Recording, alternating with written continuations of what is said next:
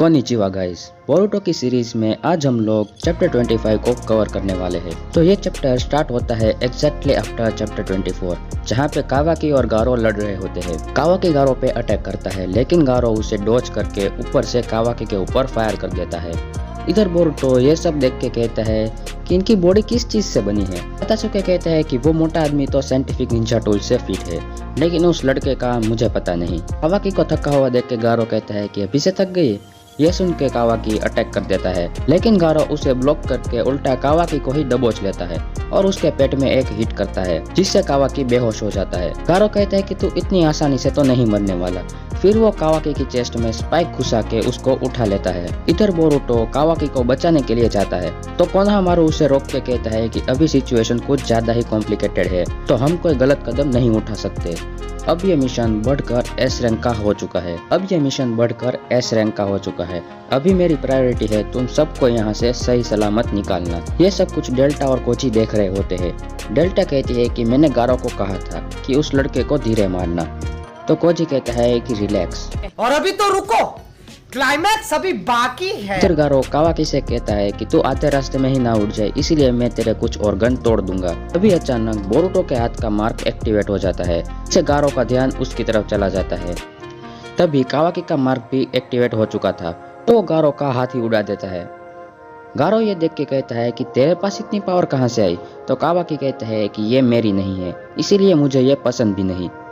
इधर बोरुटो भी कुछ फील कर रहा होता है। वो सोचता है कि ऐसा लग रहा है जैसे मेरे अंदर कुछ फ्लो हो रहा है। इधर गारो कावाकी पे अटैक करता है, लेकिन कावाकी उसे एब्सॉर्ब कर लेता है। उसके बाद कावाकी गारो को एस ट्रीटमेंट दे देता है। फिर वो गारो के सर पे हाथ रख के अटैक करता है और वो इस बार गोचो ट्रीटमेंट दे देता है। यह ब्लास्ट काफी बड़ा होता है।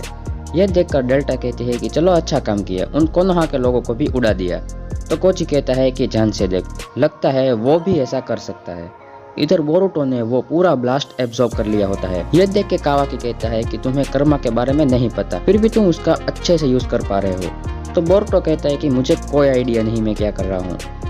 तो कावाकी कहता है कि चुप कर, अपने घर जा और जिगन से कहना कि मेरा पीछा छोड़ दे, वरना यूं ही लाशें मिलेगी। बोरुटो कहते हैं कि अब तू मुझे गुस्सा दिला रहा है, पहले मेरी बात तो सुन ले। अचानक कावाकी का मार्क चला जाता है और वो नीचे गिर जाता है। ये देख के कातासुके कहता है कि अच्छा, तो इसे कहते हैं ओवरहीटिंग। डेल्टा कहती है कि क्या मैं वहां जाके कोनोहा के लोगों से निपट लूं, लेकिन कोची उसे मना कर देता है। इधर कातासुके कावाकी की बॉडी को चेक कर रहा होता है। वो कहता है कि जस्ट एज आई थॉट, इसकी बॉडी नॉर्मल नहीं है। बोरुटो कहता है कि वो तो लड़ाई देख के ही पता चल गया था, मेरा मतलब आओ और वो मोटा आदमी, दोनों के पास टूल्स थे। कातासुके कहता है कि ये लड़का खुद एक साइंटिफिक टूल है। यहाँ पे डेल्टा कोची से कहती है कि क्या सोच रहे हो, वेसल को उन्हें ले जाने दोगे? तो कोची कहता है कि मुझे मिशन याद है, मैं वेसल को अपने हिसाब से लेके आ जाऊंगा जब तक मुझे इनफ इन्फो नहीं मिल जाती। तो डेल्टा कहती है कि ठीक है, लेकिन मैं गारो को यहाँ लाई और उसने कुछ ज्यादा ही बोल दिया, तो क्या मैं उन कोनोहा के लोगों को मार दूं?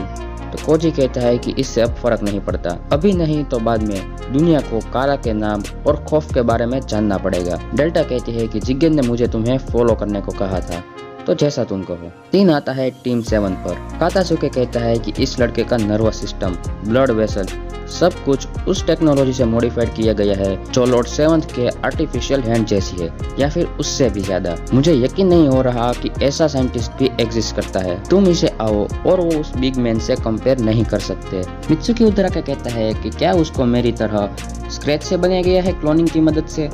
ये सुन के बोरुटो और सारादा शॉक हो जाते हैं। तो मित्सुकी कहता है कि तुम्हें नहीं मालूम था, मैं शिनोबी ओरोचिमारू का क्लोन हूँ, एन आर्टिफिशियल ह्यूमन। कातासुके कहता है कि लॉर्ड 7 ने मुझे मित्सुकी के बारे में बताया था, तो मुझे मालूम है, और ये टेक्नोलॉजी अलग है।